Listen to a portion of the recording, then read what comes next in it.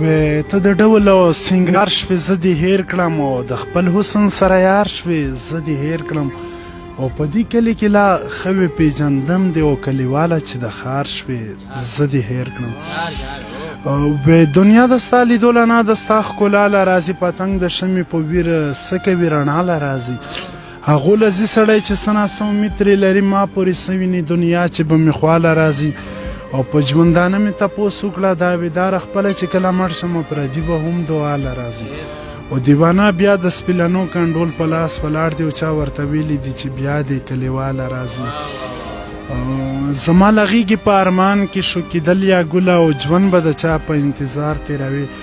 د ګل نه ښکليه ګله ژوند به د چا په انتظار تېروي زما وفا زما خبرې در یادېږي که نه او د مازدیګر د زړه نری نری خوږېږي که نه او د خنداګانو په دنیا کې خندېدل یا ګله او ژوند به د چا په انتظار تېروي والسلام